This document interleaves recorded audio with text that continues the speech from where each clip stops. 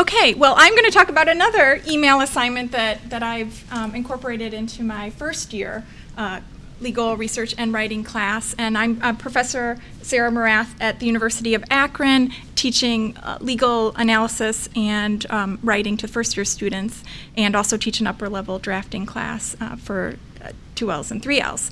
And I do have a handout which has the materials for this exercise. I do have a twin site, as I added the materials to the twin site. It doesn't have the case, and the twin site has the PowerPoints. I don't have a copy of the PowerPoints here, but you can access that with the twin site. So I had the same experience. Lisa was sort of thinking about, well, what is it that we need to be teaching students that are graduating today? And I read a couple of articles that were in the second draft. One is by Kristen Tission, and she researched graduates from Georgetown, and in her survey she actually found out that these associates were not writing the traditional memo, or if they were writing it, they were only writing one or more, or 1 to 3 a year. Now, her survey did say that the process that goes into writing the memo, everyone who she surveyed still valued that process. Like, this is how we learn legal analysis, is to write the traditional memo. But when they got out there in practice, they just weren't really writing the memo. And then in another article, I read about this 90-minute memo exercise that mimics the real world, where you're given a short amount of time to turn around a research and writing assignment.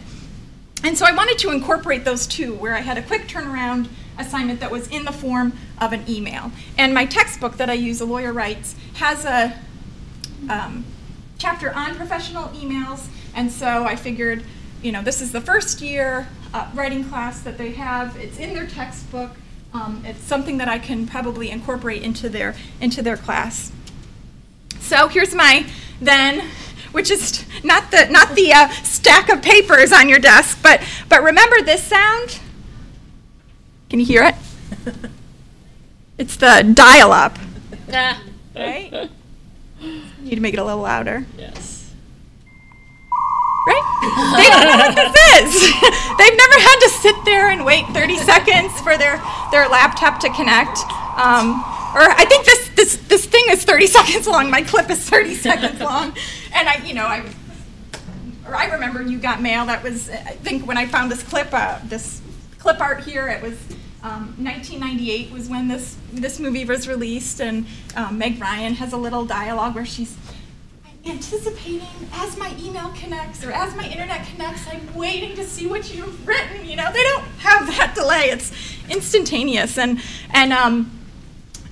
what the emoticons, I mean, I had to look up how to pronounce emoticons. I didn't know that's what we remember emoticons as. And initialisms, ALL, that was our initialism. But now, you know, they're texting all the time, hopefully not in class.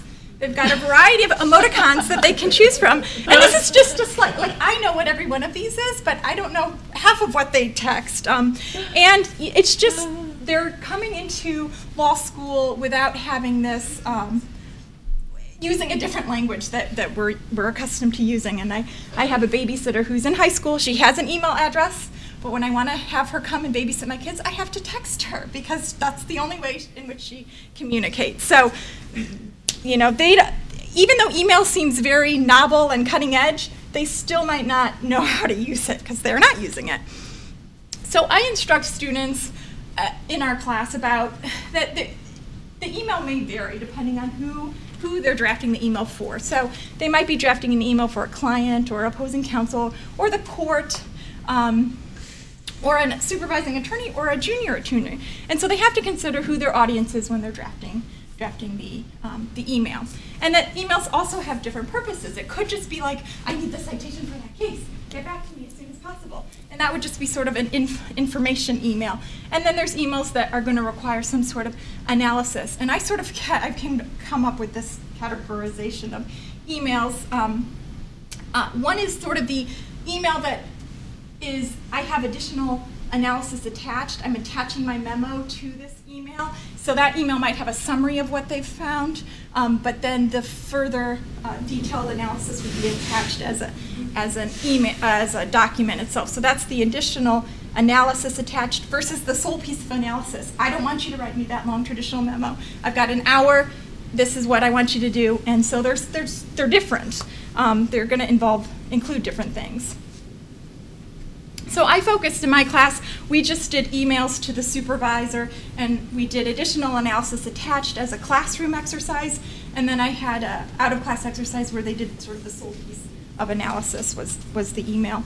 Now the similarities, in both you're going to have a professional tone, and you want to use proper email etiquette. You don't want to be using the emoticons and the initialisms, and they're going to be organized similarly to what Lisa was saying, where you restate the question for the supervisor, so you make sure that you remind them what you're researching, but also make sure that you're not off the reservation in terms of what you wanted, you supervisor wanted to get from me. So you restate the legal issue, and then you answer that legal issue up front, and then you're going to have a little bit of analysis depending on what type of email you have.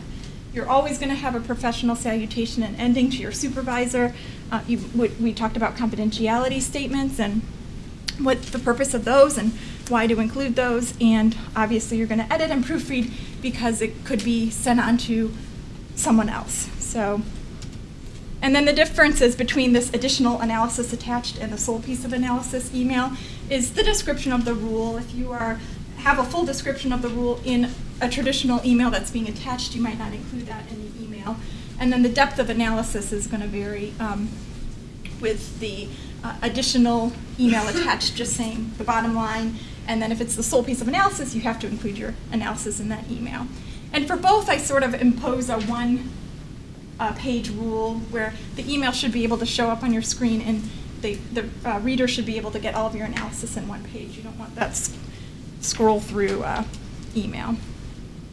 So those were the two types of emails that I focused on.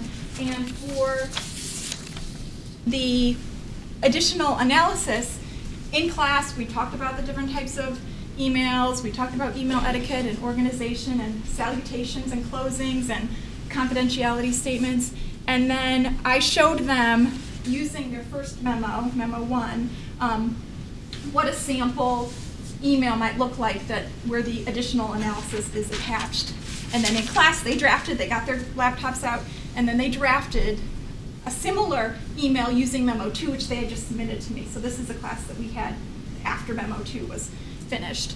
And then I could pull them up, and we went through them right in class, and this person has forgotten a proper closing or a proper salutation. And so this is sort of what I showed them. This was one that I drafted where, as requested, I have researched. I'm telling you what I've researched, and I believe that all three elements have been met. That's my conclusion right up front. And then a brief analysis of each of the three elements. No really discussion of the legal rule, but it's open because, it's notorious because, and really focusing on the facts that are before the attorney. And we talked about labeling the document that you're attaching. Don't label it Memo 1 or the memo I did for Yoshimo, right? I mean, it has to be something that the attorney's going to recognize when they scroll through their inbox. So then the mini memo is the exercise that they do by themselves, which is the sole piece of analysis. And it's a standalone exercise. I don't incorporate it with any of the memos that they're working on, and they do it outside of class, so it's during our class time, but they're not sitting in class when they do it. And it involves this case that I'm using for another class, but it's something that was just issued in September 26, 2011. It's an issue of first impression in Ohio, and it's whether or not Ohio's apology statute applies to statements of fault made by a physician, or if it just applies to statements of sympathy or an apology. So they've been assigned this case. It's a short case. I just told them to read the part that discusses the apology statute before class, and in class we discuss the case and the holding of the case. And so this is the apology statute that we have in Ohio. This is actually a good exercise if you wanted to adapt it to your state, because I think there's 36 states that have apology statutes. You might have to modify it a little bit, but it's just this idea that statements of sympathy made to a victim or a victim's relative by a physician relating to this could be excluded under this statute. It's not evidence of fault or liability. Okay, so Davis is a wrongful death action against an orthopedic surgeon, and it's on appeal. Did the trial court incorrectly admit this apology evidence in violation of this statute? And so the court really examined whether or not this apology statute includes expressions of fault. And so the trial court excluded the following statement, just I'm sorry, whenever the doctor said I'm sorry, the trial court excluded that statement under the statute. But things where, the back surgery was going okay, but then an artery was nicked, I mean, it's a pretty awful case. It's all my fault, I take full responsibility, nothing like this has ever happened before. These were all admitted, and the doctor was saying they should have been excluded under this apology statute, and that's what the court was the appellate court was dealing with. The appellate court affirmed the decision, so my students had a clear example of types of statements that would be excluded and the types of statements that would be admitted under this statute. So then I made a hypothetical about a dentist who performed a root canal on the wrong twin. And so they're twins, so they have the same first name, and not same first name, same last name, same initial of their first name. It's Thomas Fisher and Theodore Fisher. So they just have T. Fisher on these files. And so the wrong file was pulled, and the root canal was performed on the wrong twin. And so this poor dentist says things like, I'm sorry, nothing like this has ever happened before, I'm not trying to make excuses, there was a mix-up in the file.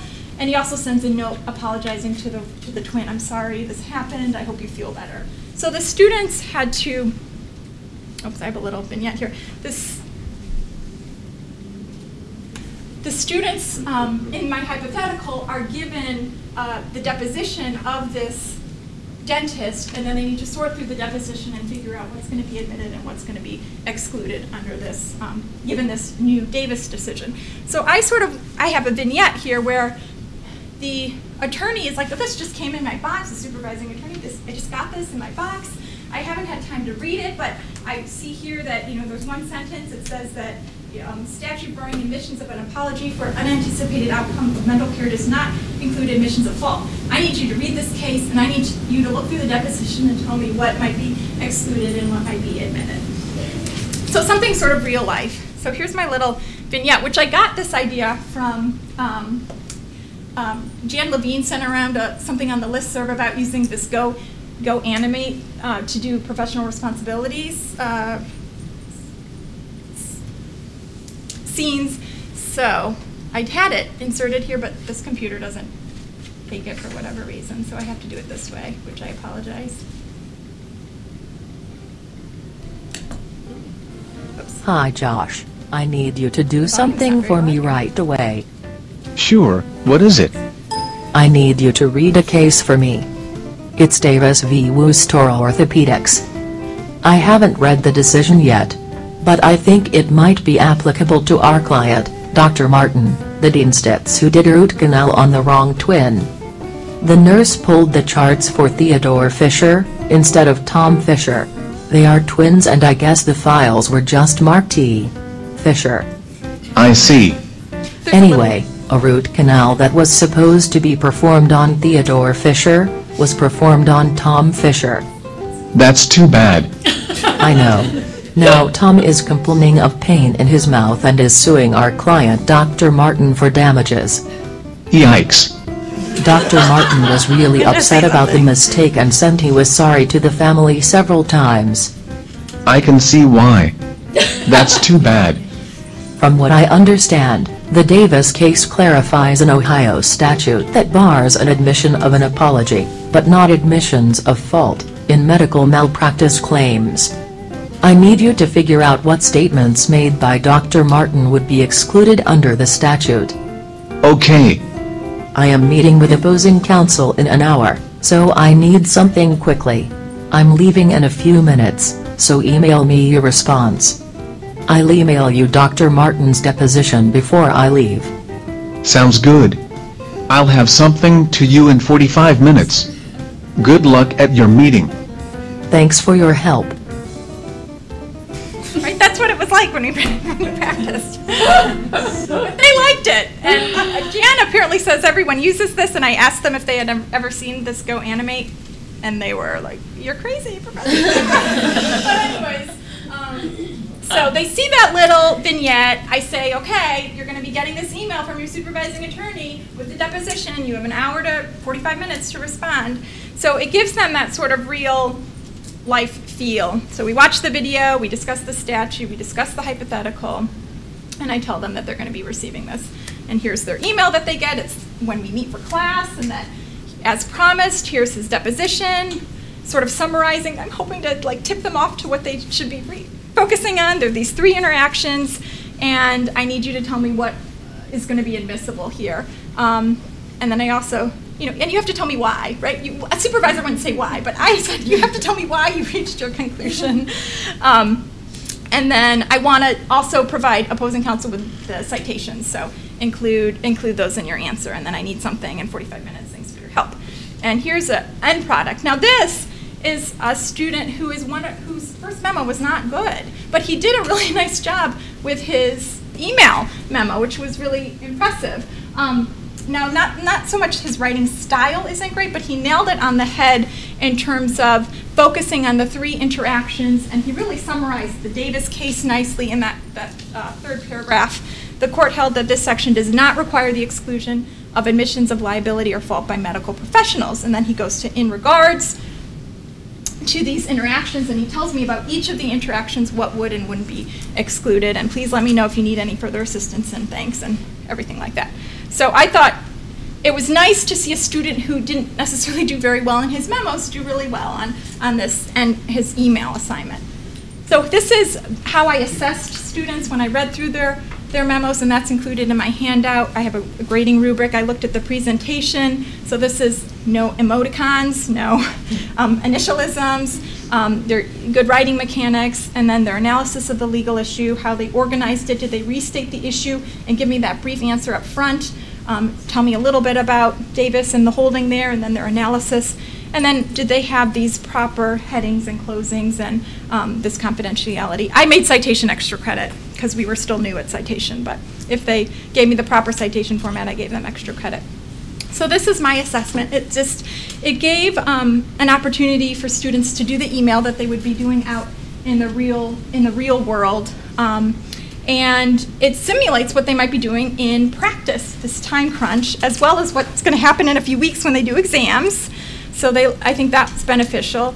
And it was a different type of assessment, which I liked because I could really praise students who didn't necessarily do very well on the other memos. Now these aren't necessarily cons, but things that the students had difficulty with was some people tried to write that traditional memo and attach it. I only had 2 people do that, so I thought I was pretty clear about this is just going to be the sole piece of analysis type of memo, but there was still a little bit of confusion about that. They all complained about it wasn't enough time. Some missed the issue and just sort of restated what happened in Davis. Well, admissions of fault are admissible and apologies are excluded, just very general.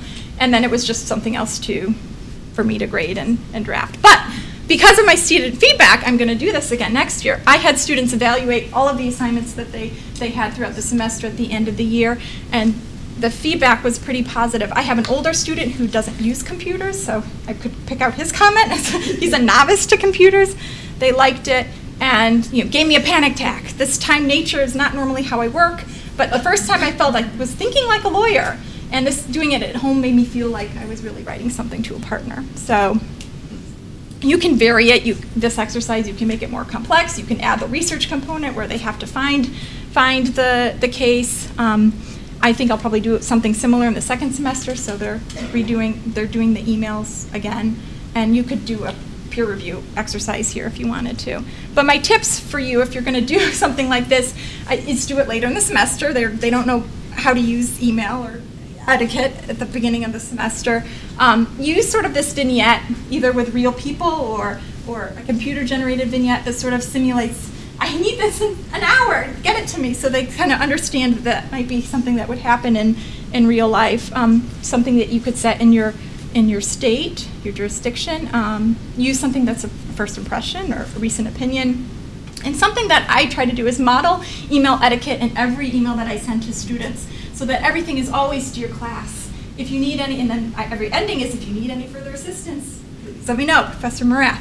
So it's never, I never omit the heading or the closing so that they see, okay, this is how I need to be communicating with my professor, and this is how I should be communicating out in the real world. And then this is just a selected bibliography of articles that talk about using email in classrooms. So thank you. What do you think? We'll hear from you at the end. Thank you.